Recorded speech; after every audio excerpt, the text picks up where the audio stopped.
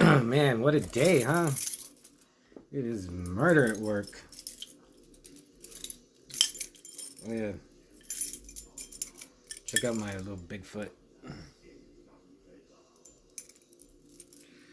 Yeah, usually, usually I don't drink right after work, but I make an exception today. Man,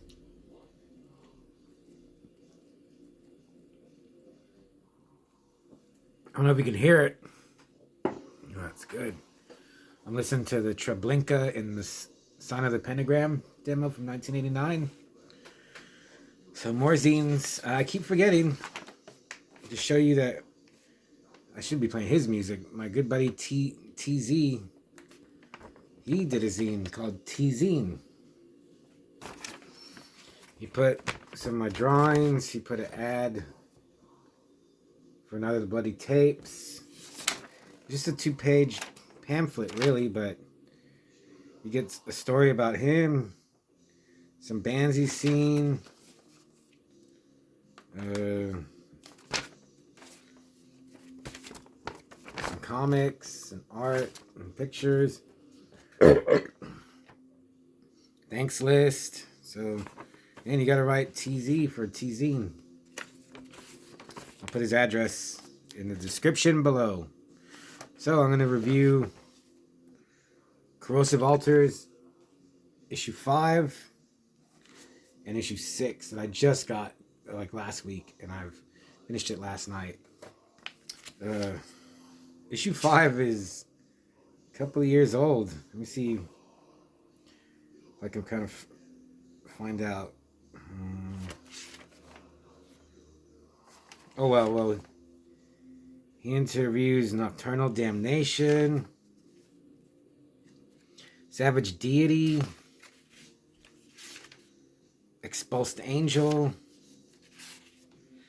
I think, yeah, it's the Expulsed Angel where the guy, one of the members that he's interviewing, dude, he goes off on Phil. He goes off on this wild story, and it was pretty funny. Like, I was like, this is better than like a lot of comics and books I've read. Oh, he interviews a band. It's really just like one person, but they have like it's one person is the main thing. Sex Messiah, which I've never heard of before, and their logo is so badass. And they're Japanese. It's a female, and it's a really good interview. Just that's what's cool about zines. I've never heard of a Sex Messiah before. He has an email. This is a couple of years old, so I don't know how good it is. I didn't email it. But be on the lookout for a Sex Messiah. And he interviews Embrace of Thorns, who are really good. I listened to them. It's really heavy, brutal, Black and Death. Then he has a section called Scriptures, where he reviews zines. Then he has Hymns, where he reviews music, ads, and just so many bands that most have never heard of. And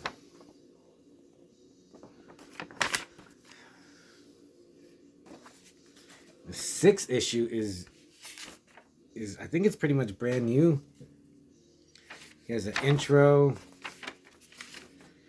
He reviews, how do you say this? Abattoir, but not like how you think it's spelled. Abattoir. Let's see. I think they're South American. And it's just one guy. Then he interviews Cemetery Lights, which is like a new band. And this is a good interview because the guy like seems to be influenced by a lot of power metal, or at least Ice Earth, but then also by bands like by like Treblinka and Mortuary Drape and Rotting Christ, Necromancia, Samael. I didn't listen to them, but Nathan Service, who does it, he says they're really good. That they concentrate more on just writing good songs, which is great.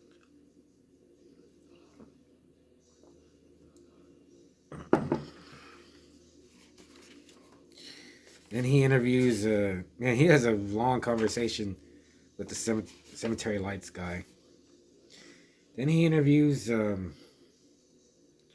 Perlocus, another South American band, and he clearly states that he wasn't really satisfied with the way the person he interviewed answered the questions, and I kind of see what he means. They just didn't elaborate, which sucks, especially if you do a zine and you like a band a lot and you interview like one of your favorite bands, and then they just don't really seem to care.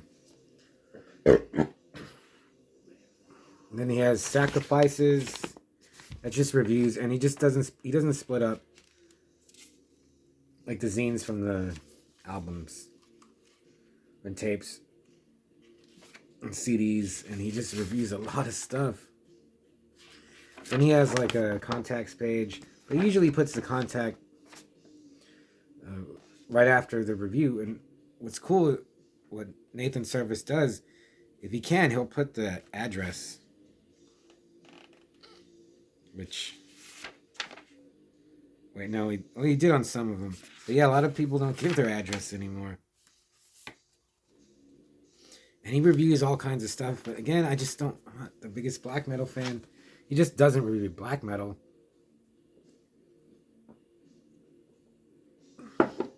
He reviews all kinds of stuff.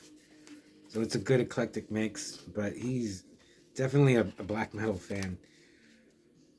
But a couple of bands that I'd like to check out. And some zines. He reviews Mugray newsletter, which I already emailed him. He reviews Metal Horde, Fanzine, just so much stuff. But like I said, I mean, if you like black metal, you'd do good to contact good old Nathan Surface. Hey Nathan, thanks for the comment on the last review. Yeah, oh yeah, and just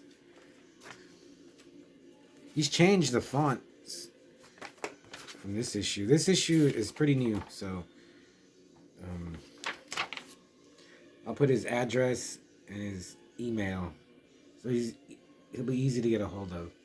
And that looks cool. On the back pages it says it's just so much, it's just jam packed with info.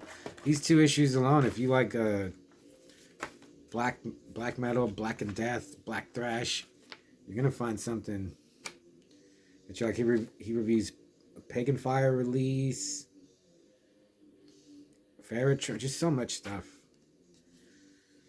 So yeah, I sent him $4 for this, which seems pretty fair.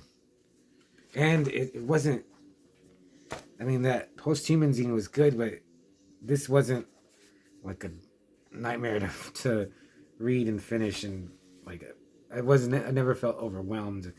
I felt okay, we're reading along in a good clip, so we'll be done before the night's over, so that's good. Even reading both of them, I think, man, that Post-Human has more stuff than both these combined,